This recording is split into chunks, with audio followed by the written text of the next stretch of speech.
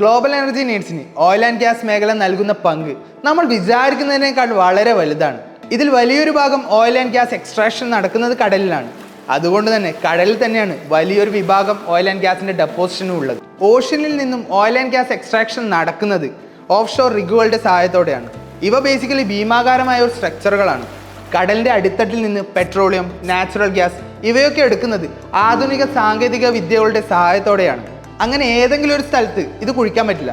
നമ്മൾ rig setup install ചെയ്യുന്നതിന് മുന്നേ അവരുടെ ടീം മൊത്തം കാര്യങ്ങൾ അനലൈസ് ചെയ്ത് ഒരു ജഡ്ജ്മെന്റിലെത്തും. ഫൈനലി ഒരു പ്രിസൈസ് ലൊക്കേഷൻ കണ്ടെത്തിയതിന് ശേഷം മാത്രമേ അവിടെ ഇൻസ്റ്റാൾ ചെയ്യുള്ളൂ. ഈ പ്രിസൈസ് ലൊക്കേഷൻ കണ്ടുപിടിക്കാൻ ഇവരുടെ കൂടെ ഒരു പ്രൊഫഷണൽ ട്രെയിനേഴ്സ് ഉണ്ട്.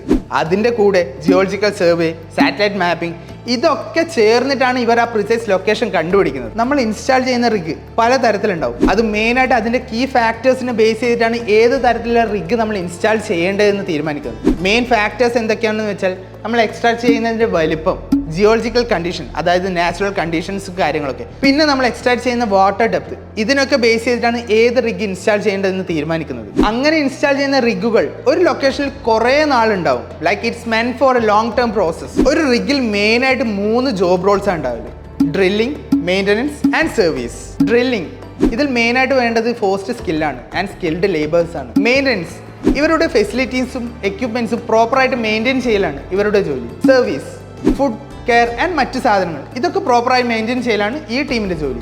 ബേസിക്കലി റിഗ് ഓപ്പറേഷൻസിന് സ്കിൽഡ് ആയിട്ടുള്ള എംപ്ലോയീസിന് ആവശ്യമാണ്.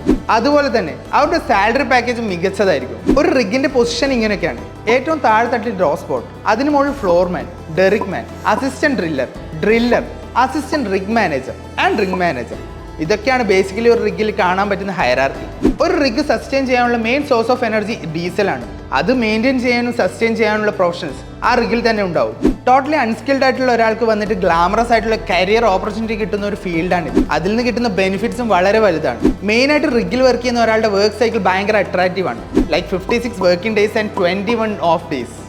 ഇതാണ് ബേസിക്കലി അവരുടെ വർക്കിംഗ് പാറ്റേൺ വരുന്നത്. ഇനി നിങ്ങൾക്കും ഇതുപോലൊരു മികച്ച സാലറി പാക്കേജ്, മികച്ചൊരു വർക്കിംഗ് കണ്ടീഷനുള്ളൊരു ജോലി ആഗ്രഹിക്കുന്നുണ്ടെങ്കിൽ ഓയിൽ ആൻഡ് ഗ്യാസ് നല്ലൊരു ഓപ്ഷൻ ആയിരിക്കും. Go grab the job. SLBS Smart Clients. For more videos like this, follow and subscribe.